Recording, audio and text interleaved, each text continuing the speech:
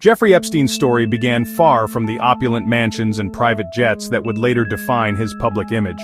He was born in 1953 and grew up in a modest, working-class family in Brooklyn. Raised in the Seagate neighborhood of Coney Island, his parents worked regular municipal jobs.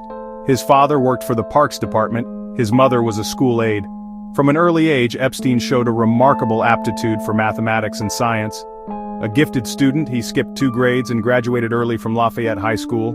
He studied engineering at Cooper Union and later attended NYU, though he did not complete a degree. That lack of formal credentials did not stop his ambitions. In 1974, he took a teaching job at the elite Dalton School in Manhattan. He taught physics and math, and there he met families from New York's elite. The parents of his students opened doors to powerful networks. His intelligence and charm made a strong impression on influential figures. In 1976, he got an entry-level job at Bear Stearns through CEO Alan Greenberg, the father of one of his students at Dalton. He proved adept at the aggressive world of finance.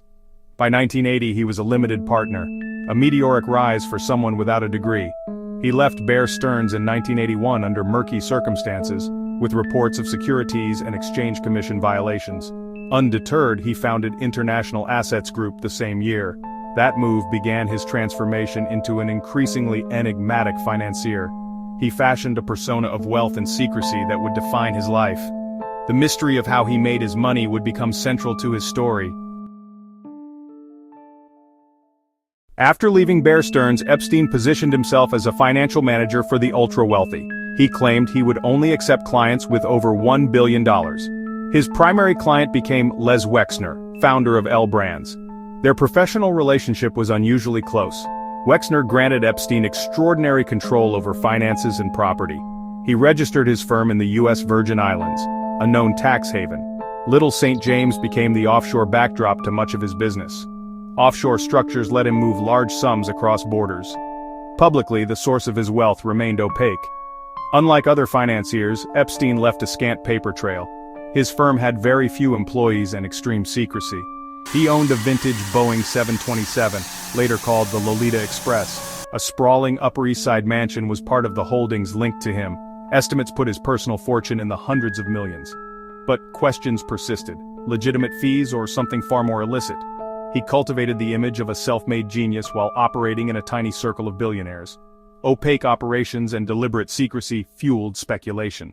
Investigations later found little public evidence of brilliant trades to justify the wealth. His fortune remained tied to trust and secrecy rather than transparent markets. Epstein did more than accumulate wealth, he cultivated power. He hosted extravagant gatherings that pulled elites into his orbit. His network spanned politics, science, royalty, and Hollywood. Prominent figures appeared at his events. Former President Bill Clinton flew on Epstein's plane for some trips. Donald Trump was quoted saying Epstein was a terrific guy and he's a lot of fun to be with. Prince Andrew was photographed with Epstein and an accuser, Virginia Giuffre, raising scrutiny. Prominent academics and lawyers also moved in his circle. Scientists, business leaders, and celebrities were part of the web. Ghislaine Maxwell became Epstein's close companion and key social connector. Daughter of media tycoon Robert Maxwell, she moved easily through elite circles. Prosecutors later accused her of grooming young women and managing logistics. Non-identifying footage shows how young women were brought into his orbit. Maxwell acted as gatekeeper, organizer, and enabler. Documents later showed intricate logistics for international travel. The network gave him legitimacy and a protective shield. Presidents, princes, and Nobel laureates created powerful cover. That made it hard for victims to be believed and for aggressive prosecution. Questions remain about what his powerful friends knew. The web cast a long shadow over many legacies. His first major legal trouble began in 2005 in Palm Beach, Florida. Police launched an investigation after a parent reported her 14-year-old daughter had been assaulted. Dozens of other women later came forward with similar accounts. Local police compiled extensive evidence pointing to a systematic pattern of abuse. Victims described being paid for massage sessions that escalated to sexual assault. Despite the evidence, the case took a controversial federal turn. In 2008, the U.S. Attorney Alexander Acosta negotiated a secret non-prosecution agreement. The deal was exceptionally lenient and granted immunity to potential co-conspirators. Epstein pleaded to state prostitution charges and served just 13 months with extensive work release privileges. Victims were not informed of the deal, a violation of their rights under federal law. In 2018, investigative reporting by the Miami Herald reignited public outrage. The series exposed the secret deal and amplified victims' voices. Public outcry was immense, forcing accountability. Alexander Acosta resigned from his post as Secretary of Labor. New York federal prosecutors opened a new investigation. In July 2019, Epstein was arrested on federal sex trafficking charges. The indictment alleged a network that spanned Florida and New York. A long-awaited return to federal scrutiny had begun.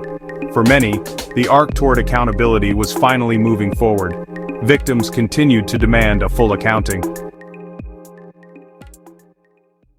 Following his July 2019 arrest, Epstein was held at the Metropolitan Correctional Center in Manhattan. A judge denied bail, calling him a flight risk and a danger to the community. He faced potential decades behind bars. On July 23, 2019, he was found semi-conscious with neck injuries. Officials placed him on suicide watch. 6 days later, that supervision was mysteriously lifted.